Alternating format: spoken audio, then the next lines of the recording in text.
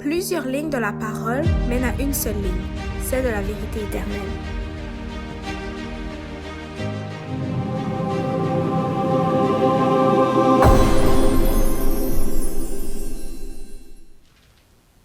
Bonjour à tous. Nous allons voir aujourd'hui dans ce dernier trimestre de l'année et ce dernier trimestre sur le livre des Actes, Actes 21, 1 à 17. Et on va voir justement le troisième voyage missionnaire de Paul, où ce qu'il a pu partir de Milet, si on se rappelle la leçon numéro 12 du trimestre numéro 3, où on a pu remarquer que Paul, en arrivant à Milet, il a fait son voyage, son appel à Dieu, on pourrait dire, et son dernier appel justement, son dernier aussi à la repentance, justement à faire attention aux loups ravisseurs à Milet en Asie. Et on va voir au cours de cette étude l'arrivée de Paul à Jérusalem après plus de, on pourrait voir deux chapitres au complet où ce que Paul a dit arriver à Jérusalem sans pourtant y arriver. Aujourd'hui, nous allons pouvoir voir ce moment-là et je vous souhaite donc bonne étude et bonne écoute.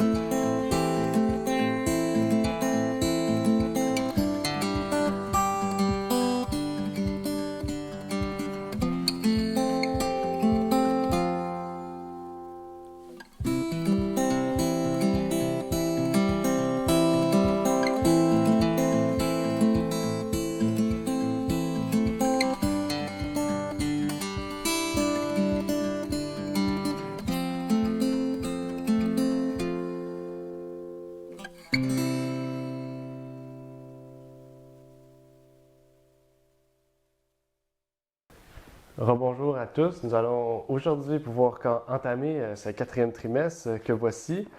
Pour ceux qui n'auraient pas eu leur copie, vous pouvez l'obtenir directement sur notre site internet à ligne-sur-ligne.ca. Vous pouvez aller directement sur la page d'accueil ou aller sur notre page Allons à l'école du sabbat pour retrouver aussi les émissions que vous pouvez réécouter sur notre site en audio seulement et pouvoir aussi les télécharger. Donc, c'est à votre disposition si vous voulez y aller. Et vous pouvez aussi télécharger les anciennes écoles du sabbat sur cette page du site web. Et j'aimerais faire aussi deux invitations avant de présenter notre invité. Et premièrement, vous pouvez poser des questions dans les commentaires de YouTube si vous voulez que d'autres personnes puissent avoir le privilège de savoir ce qui vous tracasse à travers ce livre de l'école du sabbat. Ou sinon, vous pouvez aussi poser vos questions sur notre page, sur notre Gmail, à savoir ligne-sur-ligne@gmail.com. Et aujourd'hui, je serai avec Arafna, aussi une administrative, une secrétaire de Ligne sur Ligne qui travaille avec nous depuis le début. Bonjour. Et aujourd'hui, dans le fond, je voulais savoir, est-ce que tu voudrais comment entamer cette étude par une courte prière? Père Céleste, nous te disons merci pour cette étude que tu nous permets d'étudier et d'approfondir sur l'histoire des actes. Maintenant que nous allons faire la révision, permet à ce que toutes les questions, toutes les tracas, tous les soucis par rapport à cette leçon puissent être répondus et que tout le monde puisse avoir la même compréhension. C'est ma prière au nom et par les mérites de ton Fils que je te prie. Amen. Amen. Donc, pour débuter ce trimestre, nous allons ouvrir notre guide pour savoir le nom que nous pouvons y trouver comme titre. Et on voit comme le titre, on retrouve le troisième voyage missionnaire de Paul, qui se situe du 4 au 10 octobre. Et dans cette première leçon-là, on a pu retrouver justement le dernier voyage de Paul, qui était plutôt un voyage de retour qu'un voyage missionnaire, malgré qu'il a pu faire quelques arrêts dans des villes pour aller justement prêcher le message à d'autres personnes et puis aussi, on pourrait dire, encourager les chrétiens qui étaient déjà, on pourrait dire, dans la foi. Et ce que nous avions vu dans le dernier trimestre, puisque ce serait important de faire un dernier rappel, si vous voulez vraiment savoir parfaitement ce que nous avions vu dans le dernier trimestre, je vous inviterai d'aller écouter l'épisode sur notre révision qui était de la semaine passée. Sinon, je vais faire un co-trimestre. On voit que Paul, la dernière fois, a parcouru diverses villes. C'était son deuxième voyage missionnaire qui s'est terminé à Milet, où ce qu'il a pu faire on pourrait dire son mot d'adieu on pourrait dire en Asie, puisqu'il allait quitter l'Asie mineure. Donc, il a pu faire son mot d'adieu avant d'arriver à Jérusalem, où il aura à subir diverses plaies, on pourrait dire, sur lui, diverses attaques des Juifs, et finalement arriver en prison. Et ce trimestre-là sera justement basé sur ce dernier voyage, justement, où il aura allé à Rome pendant plusieurs années, où il aura aussi à plaider devant divers rois et empereurs. Et ce qui est intéressant, c'est que déjà cette leçon-là, on voit que Paul va arriver à Jérusalem. On ne nous dit pas ce qui arrive à Jérusalem, on nous dit seulement qu'il va arriver. Et dans la Conquérant Pacifique, on peut retrouver justement une explication très explicite sur comment Paul, dans sa tête, a pu imaginer son arrivée à Jérusalem. Et je vais en parler plus tard dans la leçon. Et avant tout, j'aimerais ça faire un court résumé, avant de te poser des questions, j'aimerais ça qu'on puisse faire un court résumé des diverses villes où Paul est allé. Et je vais vous faire afficher à l'écran, dans le fond, la map que vous pourriez voir justement les endroits où Paul a pu aller, puisque c'était des nouveaux endroits. Donc, j'aimerais ça que nous puissions prendre le temps de pouvoir vérifier où Paul est allé. Et aussi, quelquefois en arrière de vos Bibles, vous pouvez avoir les cartes affichées. Donc, ça peut vous aider aussi pour vous retrouver dans la vie de Paul. Et quand on lit Actes 21, on commence et on voit que Paul arrive à Kos. Okay? Et Kos, c'est une petite île dans la mer d'Égée. On avait déjà parlé de la mer d'Égée. Et on voit que Paul, en partant de Milet, va à Kos. Et cette île-là, c'est une île très célèbre pour sa fertilité et son abondance en vin et en céréales. Okay? C'est une ville reconnue pour ça, justement, sa fertilité.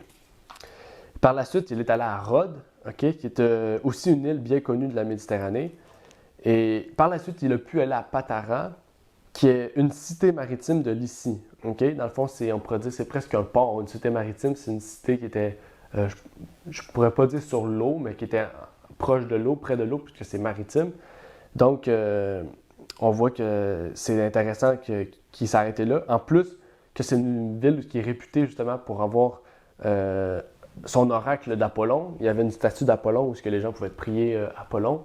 Okay? On voit vraiment que ces îles-là, c'était des villes païennes. Okay? Ce n'étaient pas des villes chrétiennes. Et par la suite, il est allé en Phénicie. Okay? Phénicie, il ne s'est pas arrêté là, mais il a passé par là, okay? Pour aller à une autre place. Phénicie, c'est une région justement de l'Asie mineure, et qui est en Syrie aussi. Et on voit aussi que quand il est arrivé en Syrie, il est arrivé à Tyr et Sidon. Et si vous vous rappelez, à Tyr, c'est là que Paul est arrivé, mais Jésus aussi est allé à Tyr et à Sidon. Si vous vous rappelez dans les évangiles, Jésus est passé par là, mais Paul, lui, a seulement passé par Tyr. C'était deux grandes villes, dans le fond, de cet emplacement-là. Et on voit aussi que plusieurs pourront peut-être se poser comme question, pourquoi tu n'as pas nommé Chypre? Okay? Et si vous lisez bien le texte, Paul ne s'est pas arrêté à Chypre. Paul, c'est ça, Paul est arrivé près de Chypre. Et dans le fond, Luc on pourrait dire, est bon en géographie puisqu'il a reconnu Chypre, donc il a marqué, on est arrivé près de Chypre, pour que aussi pouvoir nous voir justement où est-ce que Paul y serait dans le fond. Et par la suite, puisque je n'ai pas vraiment parlé de Tyr, j'ai seulement dit que Jésus est allé à Tyr et Sidon. Quoi? Jésus aussi est allé à Tyr et Sidon. Okay, dans les 4 évangiles. Paul, lui, s'est seulement arrêté à Tyr. Okay? Et Tyr, c'est une ville très ancienne. Okay? C'était une des villes les plus anciennes où Paul a pu aller. Et on voit que c'était une ville qui était très grande, très splendide, d'un commerce florissant et très accessible par terre et par mer. Dans le fond, c'était une ville qui était accessible par voie maritime ou par voie terrestre. Et ici, j'ai une question, okay, puisqu'on a décrit un peu le voyage de Paul, qu'est-ce qu'on a vu. J'ai une question par rapport au verset, justement, où ce que les disciples, on dit que les disciples ont reçu une vision de l'Esprit. J'aimerais que tu puisses me pousser ton raisonnement pour que tu puisses nous amener à comprendre justement ce que les disciples ont pu dire au verset 4 de Actes 21. Okay? Qu'est-ce que les disciples ont reçu comme vision? C'est ça que je voulais savoir. OK. On peut voir dans Acte 20, verset 23, que l'Esprit avait dit à Paul qu'il allait avoir des tribulations et des liens. Et en fait, qu'est-ce que les disciples ils ont reçu comme vision? C'est exactement ce que l'Esprit avait dit à Paul dans Acte 20, verset 23. Si, je ne sais pas si on peut le lire. Oui, on peut le lire. Ok, ça dit.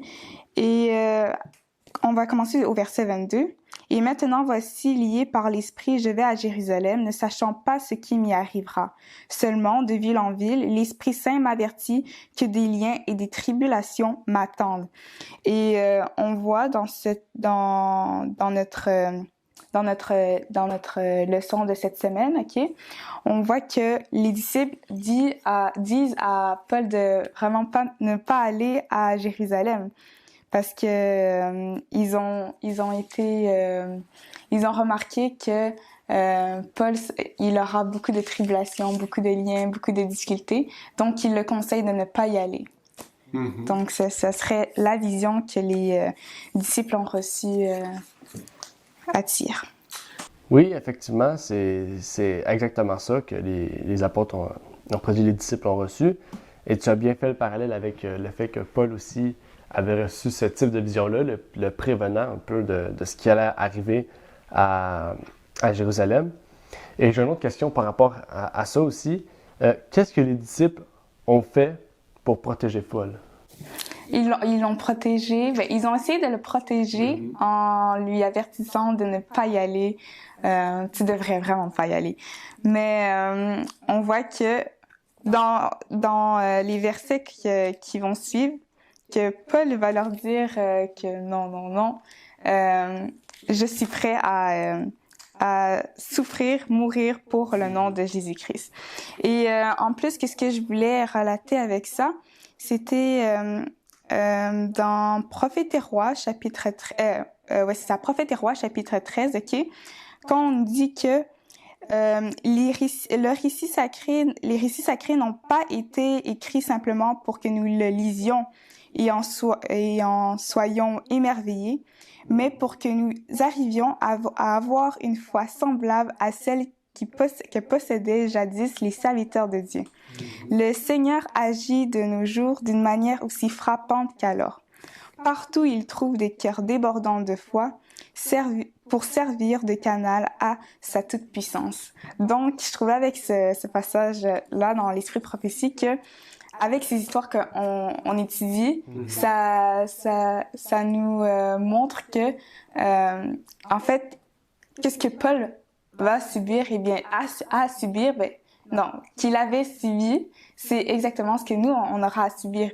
Et ces récits qui sont marqués sont pour nous instruire, pour nous, pour vraiment endurcir notre foi. Et c'est un bon exemple que nous avons lu durant cette leçon.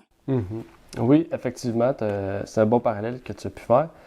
Surtout que pour notre époque, le livre des Actes, c'est vraiment un livre intéressant qu'on doit justement étudier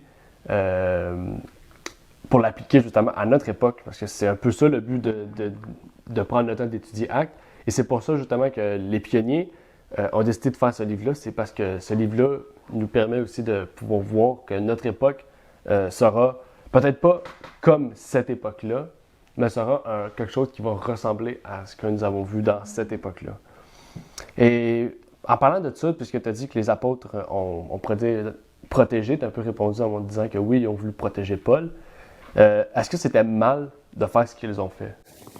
Ça, c'est une bonne question. Est-ce que c'était mal? Je pense pas que c'était mal. Parce qu'ils ont reçu cette vision. OK. Et je suis sûre que comme ça leur a atteint. Par rapport à Paul et par rapport à leurs amis, leurs compagnons de service, et savoir qu'il allait souffrir, qu'il allait avoir des tribulations, c'est sûr et certain, en tant qu'ami, tu veux pas que ça arrive à ton ami. Et je pense que ils ont plus été, ils ont été trop promptes à vouloir protéger Paul, et ils ont pas vu vraiment le travail que Dieu nous demande de faire dans chaque moment de notre vie, comme être prêt à mourir pour lui. Oui, c'est un bon point que tu as pu dire. Moi, j'avais vu un point différent dû au fait que l'Esprit leur avait pas dit de dire à Paul C'est ça. Les disciples, c'est quoi qu'ils ont reçu comme vision?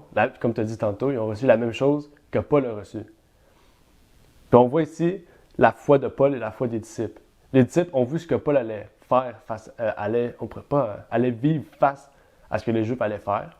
Mais Paul a dit, si l'Esprit me montre ça, sans me rien me dire, c'est pour voir ma foi, pour tester ma foi, si je vais continuer ou si je vais me retirer. Mais les disciples, là, quand ils l'ont vu, ne se sont pas dit, c'est qu'est-ce que Paul va faire. L'Esprit nous a montré ça pour nous montrer un peu ce que Paul allait faire. Mais eux, les disciples, ont dit, si Paul va subir ça, il faut l'en empêcher, puis tout. Mais pourtant, Paul, lui, il l'a pas vu de la même façon. Il a vu du sens que si l'Esprit me montre ça, c'est pour un peu m'avertir de ce qui va m'arriver.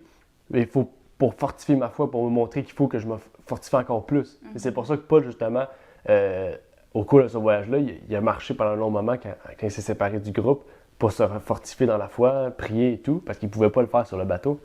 Et c'est ça que je voulais amener, c'est que les disciples, quand ils sont allés dire à Paul, on veut pas que tu ailles là pour le protéger, ça vient pas de l'esprit, ça vient de l'humain.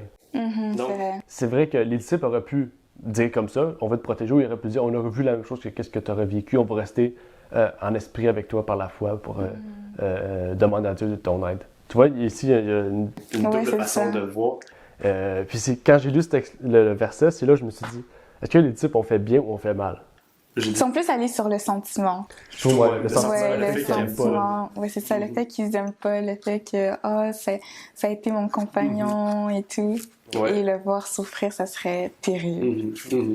C'est pas une mauvaise réaction, mais c'est une réaction qui venait pas de Dieu, puisque Paul, depuis la dernière trimestre, depuis le millénaire, on a vu que Paul allait subir ces choses-là, puis qu'il aurait fait face. Parce que c'est ça ce que l'Esprit lui a montré, c'est ça qu'il va subir, c'est ça qu'il doit faire. Mais si on voit que les disciples, ils ont essayé de pas décourager, mais on voit qu'ils ont essayé de dire non, va pas là, tu vas mourir, tu vas plus faire ton travail. Mais si Christ, c'est là qu'il veut qu'il soit, c'est là qu'il veut qu'il continue à faire son travail en prison. C'est un peu la façon que Paul avait vu. Donc, si on continue, on voit vraiment qu'après les 7 jours qui ont demeuré avec eux, OK? Parce qu'il ne faut pas oublier, Paul n'était pas tout seul, OK? Il était avec Luc. Paul partit suivi par les femmes et les enfants. Parce que là, les disciples sont restés là. Après ça, on voit que pas seulement les disciples, les femmes et les enfants, toutes les familles de ces personnes-là ont suivi Paul jusque sur le bord de la mer ou de la place où il allait prendre le bateau. Et ils se sont mis à genoux pour prier. Et justement, on voit que Paul prit le bateau par la suite, après avoir prié et faire ce qu'ils avaient à faire, dans le fond, pour, on pourrait dire, garder dans la foi les disciples. Et il est allé à Ptolémaïs, okay, qui est une cité maritime de Phénicie. Avant ça, elle ne s'appelait pas Ptolémaïs, elle s'appelait Akko. Ici, c'est juste une question historique, c'est pas une question vraiment par rapport à la Bible. Pourquoi elle s'appelle Ptolémaïs? Pourquoi plus Akko? J'ai pas trouvé de réponse par rapport à ça, mais je sais qu'aujourd'hui, elle prend pas le nom de Ptolémaïs et ni le nom de Akko, mais cette ville s'appelle Saint-Jean d'Acre. Saint-Jean d'Acre. Oui, effectivement. Parce qu'en essayant de chercher Ptolémaïs sur Internet, c'est impossible, puisque le nom a changé. Oui, c'est vrai que c'est plus difficile. Moi, j'ai fouillé à partir de EMCI, OK? C'est une Bible. EMCI, c'est un site protestant, mais dedans, il y a une Bible avec un lexique, avec on pourrait dire, c'est quoi? Une concordance biblique. Puis, en allant voir la concordance de ce mot-là, Ptolémaïs, ça m'a donné, quand on pense tout de suite, Ptolémaïs, ça nous fait penser à quoi? Ça nous fait penser au roi Ptolémée. Là, on peut faire un petit parallèle. Puis, effectivement, quand Ptolémée a pris Akko en 103 avant Jésus-Christ, il a renommé cette ville-là en l'honneur de lui, en son honneur. Dans le fond, lui, ça s'appelait Ptolémée, il l'a nommé Ptolémaïs, puisque c'est Ptolémée premier qui a pris cette ville-là. Et il ne faut pas oublier, quand il l'a pris, il l'a détruit, il l'a reconstruit, Et ça l'a donné, dans le fond, la ville qu'il y a aujourd'hui, une des plus belles villes qu'il y avait à son époque, avec de la fertilité et tout. Dans le fond, il l'a rendu encore plus belle qu'il l'était avant. Et dans le fond, je voulais aussi te poser une autre question, OK? Par rapport au contexte ici, biblique, pour qu'on puisse se rappeler. Luc écrit nous. OK? Il n'écrit pas vous, il n'écrit pas il ou il n'écrit pas Paul. Il écrit nous. C'est-à-dire que Luc s'inclut dans cette place-là. Mm-hmm. Est-ce qu'il y avait juste Paul et Luc ou il y avait d'autres personnes dans ce groupe-là? Ça, au départ, OK, je comprenais pas parce que j'étais comme, nous, d'où vient ce nous? Mais quand on recule un peu dans Acte 20, verset 4, on voit que, je vais lire, OK? Il avait pour l'accompagner jusqu'en Asie Sopater le Béré, fils de Pyrrhus, Aristarque et second de Thessalonique, Gaius de Derbe, Timothée ainsi que Tychique et Trophime originaires d'Asie. Donc c'était les noms des disciples ou des gens de différentes églises, délégués des églises qui accompagnaient Paul et Luc à leur voyage. Mm-hmm. On peut le voir jusqu'à Acte 21, où qu'on est rendu. Mm-hmm. Oui, effectivement, tu as bien fait ce parallèle-là. C'est ça qui est intéressant, c'est que les disciples qui logeaient Paul, ils logeaient pas seulement Paul. Ils logeaient Paul, Silas, Tychique, etc., etc. Mm-hmm. Tous ces Gaius, tous ces personnes-là, ils étaient logés. Donc, un groupe de peut-être 10 personnes, okay, si vous vous rappelez de Acte 20, où il dit qu'ils sont partis, puis ils ont fait tout le voyage avec eux. Mais attends, donc on peut dire qu'ils étaient là au discours d'adieu de Paul quand il était à Milet. Oui, c'est quelque chose aussi que je viens de me rendre compte, c'est justement que ces gens-là ont fait vraiment une grosse partie du voyage avec Paul. Puis ils ont tous vu ces gens-là tristes, attristés, puis eux peut-être qu'ils étaient tristes, mais on n'en parle pas dans le texte. Puisque eux ont continué avec Paul jusqu'à Jérusalem. Peut-être dans les prochaines leçons, on va pouvoir voir ce qui se passe avec eux, ces gens-là. Est-ce qu'ils se sont fait arrêter avec Paul? Est-ce qu'ils se sont fait tuer, persécuter? On ne sait pas. Nous allons voir ça dans les prochains trimestres, donc je ne vais pas plus élaborer que ça, puisqu'on ne sait pas vraiment ce qui se passe avec eux, finalement. Mais on voit vraiment que, par la suite de son arrivée à Ptolémaïs, il est arrivé à Césarée. Okay, une ville où on a déjà parlé dans le deuxième trimestre. Donc, il y a 2 trimestres. Justement, il est allé chez Philippe, okay, à Césarée. Philippe vivait à Césarée. Et il est resté 7 jours chez ce Philippe. J'aimerais savoir, c'est qui ce Philippe-là? Est-ce qu'on en a déjà parlé avant? C'est quoi sa personnalité qu'on décrit ici? Est-ce que c'est quelqu'un de spécial? Est-ce que c'est quelqu'un de spécial? Bonne question. Eh bien, Philippe, on le retrouve dans Acte 6, verset 5.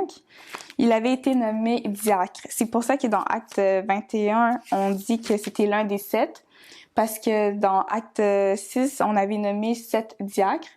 Et aussi, Philippe avait prêché dans la ville de Samarie dans Acte 8, versets 5 à 13, où est-ce qu'on voit, c'était durant la persécution des chrétiens, et il avait décidé de prêcher dans la ville de Samarie.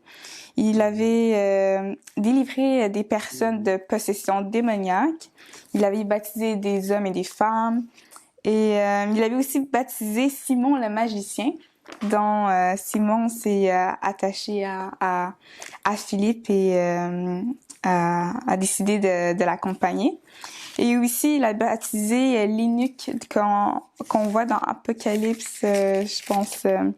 Acte 8. OK. Oui, là, on pourrait dire énumérer ces fameux exploits, presque, on pourrait dire, c'est un peu des exploits, le fait de pouvoir avoir la chance de baptiser des gens. Est-ce que tu as un peu une description de lui? Parce que là, tu as dit un peu qu'il était diacre.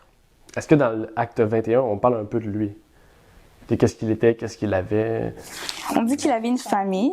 Oui, intéressant. 4 filles vierges. Oui. Prophétesse.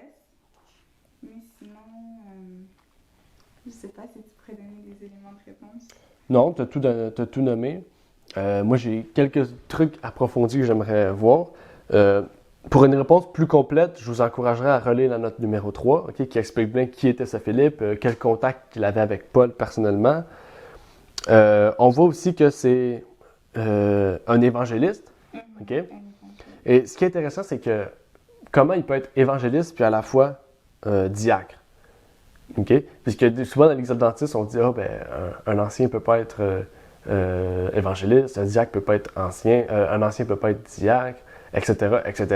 Mais on voit vraiment que quand on est consacré au Seigneur, on n'est pas consacré 30 ou 40 fois au Seigneur. On est consacré une fois. Okay? Quand on travaille, c'est comme un policier. Un policier qui travaille dans la police, quand il reçoit son badge, il est policier. S'il monte de grade, on ne lui redonne pas un autre badge. Il a le même badge. Il monte seulement de grade, il monte seulement de niveau, on pourrait dire. Puis qu'est-ce qu'on voit là-dedans, c'est que plus tu montes, plus que tu as de tâches à faire, mais plus que tu es polyvalent.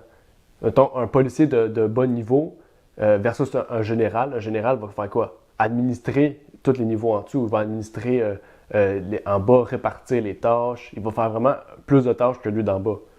Ben, l'Église, c'est un peu la même chose. Quand tu rentres, quand tu te mets à temps plein ou à temps partiel pour l'œuvre de Dieu, quand tu te fais consacrer, tu es consacré soit diacre, soit ancien, soit pasteur, soit évangéliste, soit apôtre, etc., etc. Donc, plus tu montes, okay, que tu sois diacre, tu fais un peu de choses. Tu fais ancien, tu fais la job aussi de diacre, mais plus ancien. C'est vraiment avec l'expérience, c'est différencié aussi du travail. Pasteur, c'est la même chose. Le pasteur fait la job de l'ancien et du diacre. Et ça ne veut pas dire qu'un diacre, c'est pas nécessaire, un pasteur, c'est plus nécessaire, un ancien, c'est moins nécessaire. Non, parce que s'il y a un ancien, un diacre et un pasteur, chacun va avoir leur tâche à faire. Donc, tout est important. Donc, on voit vraiment que c'est vraiment une consécration pour une consécration. Et selon l'utilisation du devoir qui t'a appelé à faire pour Dieu, tu vas avoir un différent grade, on pourrait dire, pas un grade, un différent nom. Soit tu vas être un diacre. J'ai une question. Tu as parlé tantôt de consacré évangéliste. Est-ce qu'on consacre vraiment les évangélistes? Non, on consacre. Ou c'est juste le fait que tu prends part à ton travail? Ouais, c'est ça. Un évangéliste, on voit vraiment que. Je sais qu'évangéliste, c'est un terme aussi d'une dénomination, les évangélistes. Mais vraiment, quand quelqu'un qui fait évangéliste, c'est quelqu'un qui évangélise. Un évangéliste, c'est quoi? Quelqu'un qui fait de l'évangélisation. Donc, si tu fais de l'évangélisation, tu es un évangéliste, dans le fond. On voit vraiment que, tandis qu'un diacre, il peut rester seulement dans sa localité ou il peut rester seulement dans son pays. Tandis qu'une évangélisation, il va aller vraiment dans les contrées ou dans les places où que Dieu, on pourrait dire Dieu n'est pas présent. Un peu Paul, c'est un évangéliste. Pourquoi? Il allait dans des contrées où que Dieu n'était même pas présent. C'était purement païen et il intégrait des églises. Et dans ces églises-là, il intégrait des anciens, des diacres. Qu'est-ce que ces anciens faisaient? Ces anciens évangélisaient pas. Ils pouvaient évangéliser, mais ils restaient à l'église, ils dirigeaient l'église, ils encourageaient les frères, ils étudiaient avec les frères. C'est un peu ça. On voit vraiment qu'un évangéliste, c'est quelqu'un vraiment qui va mettre en place des œuvres dans des pays où Dieu n'est pas établi. Tandis que les anciens, les diacres, c'est vraiment des travailleurs locaux. Okay? Local, ça peut être large, ça peut être dans les États-Unis, dans le sens ça peut être dans leur territoire. Mais on voit vraiment qu'un diacre ne va pas être envoyé en Chine. Il peut être envoyé en Chine, mais là, il devient évangéliste, un diacre évangéliste. C'est comme ça qu'on voit vraiment que c'est la même chose dans la vie. Un policier qui va travailler à l'externe, il va devenir un agent. Ce ne sera plus un policier, ça va être un agent peut-être secret, je ne sais pas. Mais on voit vraiment que le nom change, ben le travail que tu fais, c'est le même. Tu travailles pour Dieu. Tu travailles pour la police, tu travailles pour la sécurité. C'est tout le temps un peu ce qui revient. Est-ce que j'ai pu répondre à ta question? Oui. OK, parfait. Et il y a d'autres choses aussi que tu as pu dire par rapport à Philippe, qui est intéressant, c'est que Philippe, c'est le premier, depuis Jésus, qui est allé en Samarie. Ouais. Et ça, c'est un point intéressant parce que les Juifs, c'était tous des traditionalistes. Des gens qui ne voulaient pas, aller voir les païens, ils ne voulaient pas sortir. Pourtant, Philippe l'a fait. Donc, Philippe, c'est le premier un peu qui a détruit, on pourrait dire, les barrières qu'il y avait entre les Juifs et les païens. Parce que Philippe est allé en Samarie. Les Samaris ils étaient détestés par les Juifs. Les Samaritains. Les Samaritains. Et je vais faire un bref résumé pourquoi les Samaritains étaient détestés par les Juifs. Parce que les Samaritains, si vous vous rappelez, c'est eux qui ont nui à la construction du second temple, de la reconstruction après le décret d'Artaxerxès. C'est Néhémie qui se chargeait de la reconstruction. Et les Samaritains disaient non, c'est notre territoire, nous on est là depuis toujours. Et c'est vrai qu'ils étaient là depuis toujours. C'était des gens qui n'étaient pas déportés en Babylone. Mais le fait qu'ils ne soient pas déportés, ils se sont attachés à des doctrines païennes. Donc, il y avait un peu de mélange entre doctrine juive, doctrine païenne. Donc, les Juifs ne leur ont pas laissé la permission de pouvoir construire le temple qui était fait pour Dieu. Et depuis ce jour-là, ils se sont chicanés, Samaritains et Juifs. Et même encore aujourd'hui, les Samaritains, les Caraïbes, justement, je pense ils se disent descendants des Samaritains, descendants du vrai peuple juif. Les Juifs d'aujourd'hui, c'est pas les vrais Juifs. Il y a encore, dans le fond, un combat entre ces personnes-là. Et c'est ça qui est fun, dans le fond, c'est que Philippe, c'est le premier à avoir détruit justement la barrière. Il est arrivé. Et même en baptisant l'eunuque. En baptisant l'eunuque, ça c'est encore mieux. C'est détruire vraiment une barrière vraiment à l'externe de la Judée, parce que Samarie, c'est en Judée. Dans le fond, Philippe, c'est vraiment quelqu'un, on pourrait dire, qui a détruit les fausses interprétations, les fausses conceptions, les barrières entre juifs et autres races. Et c'est ça que j'ai pu faire comme vraiment lien. Et c'est ça qui est intéressant. Que justement, les Samaritains ont dû être surpris de voir Philippe arriver. Pourquoi un juif vient ici? La dernière fois qu'un juif est venu ici, c'était Jésus. Pourquoi lui il est là? Fait qu'ils ont été sûrement surpris. Et c'est ça qui est beau à voir. Et si on continue dans la leçon, on voit que Luc explique qu'il avait 4 filles vierges, ce que tu as pu dire, OK? Qui étaient des prophétesses. Cela dénote que le fait que l'esprit peut aller sur toute personne. Okay? L'esprit n'est pas seulement sur les hommes. Okay? On remarque, oui, qu'il y a beaucoup plus d'hommes que de femmes. OK? Mais on voit aussi qu'il y a eu 4 femmes. On voit qu'à l'époque de Jésus, il y a eu Anne, okay? Qui a reconnu Jésus et Jean-Baptiste comme ceux qui étaient choisis par Dieu. Il y a eu aussi Naomi, je pense, qui était avant avec Esther. Je pense que je mélange les histoires. Je sais que dans l'Ancien Testament, il y a eu Naomi, je pense, la prophétesse. Il y en a eu quelques-unes aussi dans l'Ancien Testament. Donc, femmes ou hommes peuvent être choisis par Dieu pour exécuter un travail. On pourrait parler d'Ellen White aussi, qui était choisie pour faire recevoir l'Esprit de Dieu, pour justement recevoir des prophéties et tout. Donc, on voit vraiment que Dieu ne fait pas de sexiste, Dieu ne fait pas un choix par race. La preuve, la première personne qui avait reçu le don de l'Esprit pour amener le message, c'était William Fogg. William Fogg, c'était un Afro-Américain qui s'est enorgueilli par son message. Et dans le fond, Dieu a décidé une personne plus basse, Anson Foss, une personne plus basse, Ellen White. Puis Ellen White l'a accepté. Et c'est ça qui est intéressant. Et si on continue, en parlant de prophète, justement, on arrive à Agabus. Okay? Je ne suis pas resté plus longtemps sur les 4 filles parce que la Bible n'en parle pas à aucune autre place et l'Esprit de prophétie n'en parle pas vraiment, à part pour dire que les femmes peuvent être choisies pour être prophètes. C'est la seule chose que ça va être dit. Donc, on va parler d'Agabus, okay, qui est quelqu'un d'intéressant. J'ai oublié d'aller voir justement la signification d'Agabus. Inquiète-toi pas, mais j'ai pas vérifié la signification, mais j'ai essayé d'aller faire des recherches par rapport à Agabus dans la Bible, et on le voit dans Acte 11, verset 28. C'est lui qui avait prédit qu'il allait avoir une famine, mais je me souviens plus où. Puis ça avait permis aux disciples de donner les biens, les moyens, de donner selon chacun ses moyens aux frères qui habitaient la Judée. En fait, c'était une famine en Judée. OK, bonne recherche. J'avais pas pris le temps de vraiment chercher pour ça. Merci de l'information. On peut le trouver dans Acte 11, versets 27 à 30. OK. Parfait, ça c'est bon.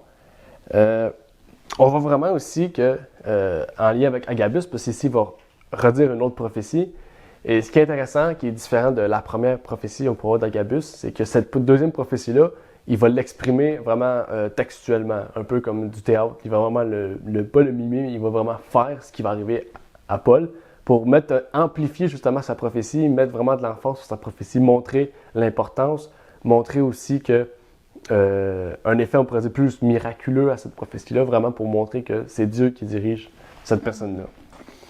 Et il s'est lié les pieds et les mains. Et il a démontré que Paul aurait la même chose de la part des Juifs. Okay? C'est-à-dire qu'il va être lié, c'est-à-dire qu'il va être emprisonné. Si on peut mettre un parallèle facile. Et par rapport à ma question ici, c'est que qui, par la suite, insista sur le fait de ne pas aller à Jérusalem? Puisque là, on voit, avant que tu expliques, on voit les premiers disciples ont reçu une vision de l'Esprit. Ils ont dit, non, vas-y pas, on veut pas, ils voulaient le protéger. Et là, ici, Agabus revient. Il montre un peu par l'Esprit qu'est-ce qui va arriver à Paul, à d'autres disciples. Qu'est-ce que les disciples ont fait cette fois-ci? Les disciples, ils ont dit, au départ, ok, ils lui ont dit de ne pas aller à Jérusalem. Mm-hmm. Et c'est après que Paul leur dit qu'il est prêt. Mm-hmm. Et c'est après la parole que Paul dit qu'ils ont réalisé que oui, que la volonté du Seigneur se fasse. Ils ont vraiment reconnu que c'est la volonté de Dieu, alors qu'elle se fasse. Oui, un bon point. Moi, j'avais amené un autre point aussi. On voit que c'est les disciples, mais ici, ça ne dit pas. Est-ce que ça... Faudrait tout voir dans le texte. Est-ce que ça nous dit nous ou ça dit eux? Dans le verset. J'oublie le numéro du verset. Ça dit nous, au verset 12. Okay. Nous entendîmes cela, nous et ceux de l'endroit, nous priâmes Paul de ne pas monter à Jérusalem. OK. Ça dit vraiment nous. Ça veut dire que Luc s'inclut dedans. Mm-hmm. C'est que Luc, je ne sais pas tout le monde, en tout cas, Luc, il y a eu Philippe, les 4 prophétesses, plus toutes les personnes qui étaient anciens ou diacres des églises, qui est Philippe qui était diacre, 4 prophétesses. Pourquoi Paul n'a pas écouté? Parce que là, c'est important. Pourquoi Paul n'a pas écouté 4 jeunes prophétesses, un diacre, des anciens, plus Luc? Parce qu'il avait la foi. Il avait la foi. Oui, intéressant. On voit aussi que Agabus a montré seulement ce qui allait arriver à Paul. Ces gens-là ont dit quoi? On voulu le protéger, comme les disciples. C'était vraiment une pensée humaine. Je pense pas que c'était pour décourager Paul, parce que c'était vraiment de bon cœur. Ces gens-là voulaient vraiment que Paul demeure en vie, que Paul continue et demeure à côté d'eux. Mais on voit vraiment que ces gens-là, on pourrait dire, connaissaient pas vraiment la voie que Paul devait avoir, on pourrait dire. Ou vraiment, ils pensaient plus personnellement, peut-être à eux. Je pense pas que c'est de l'orgueil, mais peut-être qu'eux se sont dit « Ah, non, je veux que Paul reste avec nous, je veux pas qu'il y aille. » Je pense pas que c'est ça non plus, parce qu'ils ont dit après ça que la volonté que Dieu se fasse. Donc, si Paul doit aller là-bas, c'est parce qu'ils ont une bonne raison de vouloir aller là-bas. Donc, Paul est allé, mais les autres aussi sont allés. Ils n'ont pas dit « Nous, on y va pas, on a peur pour toi, on veut pas y aller pour pas qu'on meure. » Ils sont allés pareil. Ils ont dit « C'est la volonté de Dieu. » Luc et les autres sont demeurés pareils. Et tu as donc dit que Paul était prêt à mourir pour le Seigneur. Et ça, il l'a dit aussi à Milet, qui était prête à mourir s'il le faut pour le Seigneur. Et on voit vraiment que ces gens-là l'ont supplié avec larmes de ne pas y aller. Donc, c'était pas vraiment de mauvaise foi. Et Paul aussi est en larmes. On le voit dans les notes qui dit qu'il est en larmes. Il n'était pas en larmes du sort qu'il allait avoir. Il était en larmes parce que eux étaient en larmes. Okay? Il était en moment en larmes il prenait pitié un peu leur appel. Pour dire, oui, je vous comprends, oui, je le sais, vous n'allez plus me voir, oui, je comprends ça, mais c'est la volonté de Dieu. Donc, arrêtez de pleurer, okay, d'avoir des larmes, et que la volonté de Dieu se fasse. Gardons la foi, restons heureux. Et justement, Paul, on pourrait dire, c'est les derniers moments où, avant celui-là, c'est les derniers moments où il a pu, on pourrait dire, prendre le temps de se reposer, vraiment prendre le temps d'être joyeux avant d'arriver en prison, où peut-être qu'il va devoir un peu vivre par la foi, plutôt que vraiment on pourrait dire, par lui-même. Et c'est ça qui est intéressant. Et je lis le paragraphe de Conquérant Pacifique qui montre vraiment qu'est-ce que Paul a pensé, qu'est-ce que Paul a fait quand il a vu Jérusalem. Je trouve vraiment ce passage-là vraiment intéressant. J'ai vraiment beaucoup aimé ce passage-là. De Conquérant Pacifique à la page 352, OK, qui dit « Jamais auparavant, l'apôtre ne s'était approché de Jérusalem avec un cœur si angoissé. Il savait qu'il y trouverait peu d'amis et beaucoup d'ennemis. Et il atteignait la ville qui avait rejeté et mis à mort le Fils de Dieu, et sur laquelle pesaient maintenant les menaces de la colère divine. Paul se rappela alors avec quelle cruauté il avait autrefois traité les chrétiens pour rester fidèles à ses préjugés. Il ressentit une immense pitié pour ses compatriotes égarés, et pourtant, comme il disposait de peu de moyens pour leur venir en aide, la colère aveugle qui avait jadis embrasé son propre cœur enflammait maintenant d'une haine farouche la nation tout entière. Donc, ce qui est intéressant ici, c'est que Paul s'attendait, quand il est arrivé devant la ville, il a vu la ville, il a dit « Voilà, je vais arriver dans une ville où que, tout le monde me déteste, tout le monde m'haït, tout le monde veut me voir mort. Mais pourtant, j'y vais par la foi, parce que Christ m'a demandé de le faire, okay, par l'Esprit. Et c'est ça qui est intéressant. Il ne faut pas oublier que Paul allait là, il est allé pour le conseil avec Jacques, dans le trimestre numéro 3 que nous avions vu. Il est allé à Jérusalem, ça s'est bien passé. Mais là, ce qui est différent, c'est que c'est la journée de la Pentecôte. C'est-à-dire qu'il n'y a pas seulement les Juifs de Judée qui seront là, c'est les Juifs de toute l'Asie, de toute la Grèce. C'est les Juifs de Thessalonique qui ont voulu le persécuter, les Juifs qui sont arrivés à Bérée pour le tabasser, les Juifs de l'Asie mineure qui l'ont détesté. Donc, il n'y avait pas seulement les Juifs de Jérusalem, il y avait les Juifs de toutes les patries. Et aussi avec les gens qu'il avait été à Damas, quand il persécutait l'Église. Oui, Gamaliel, ces personnes-là, toutes là étaient présentes. Donc, il n'y a pas seulement la haine d'un territoire, il y a la haine de tous les endroits où Paul est allé. Donc, Paul, vraiment, quand il voit ça, il voit la Pentecôte, il est content d'arriver à Jérusalem, chez la personne qui l'a logé, de voir quelques personnes, les apôtres, les disciples. Il est content de voir qu'il y a encore quelques personnes. Mais même ces personnes-là sont surpris sûrement de voir Paul, de dire « Qu'est-ce que tu fais ici? Tu sais que 99% du monde ici présent sont contre toi. Peut-être même des frères de la foi chrétienne vont essayer de te tuer, de te vendre, un peu comme Judas a fait. » Mais ce qui est intéressant, c'est que ça finit bien, parce que le verset dit « Ils purent aller chez les apôtres et ils le reçurent avec joie. » Donc, c'est-à-dire que quand il est arrivé là, il y avait encore un moment de joie encore. Il savait à quoi il s'attendait, mais pourtant, il a gardé la joie parce qu'il y avait la foi. Et c'est ça qu'on va voir dans les prochaines leçons. Qu'est-ce qui est arrivé à Paul à Jérusalem, plus précisément? On sait qu'il devra faire face au conseil juif, faire face à Hérode, faire face à Félix, faire face peut-être à César, puisqu'il a demandé à faire face à César. Donc, il va aller à Rome, peut-être devant Néron. Je sais que plusieurs écrits historiques disent que Paul aurait converti Néron, Paul aurait parlé dans Néron. On va voir ça dans Actes. Je pense pas que c'est vrai, mais on va voir ça dans Actes. Peut-être que c'est vrai.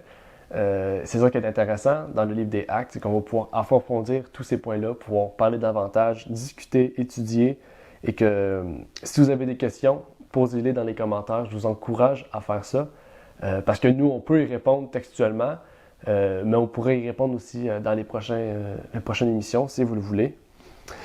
Et avant de finir, je veux savoir, est-ce que tu as des commentaires, des choses à rajouter?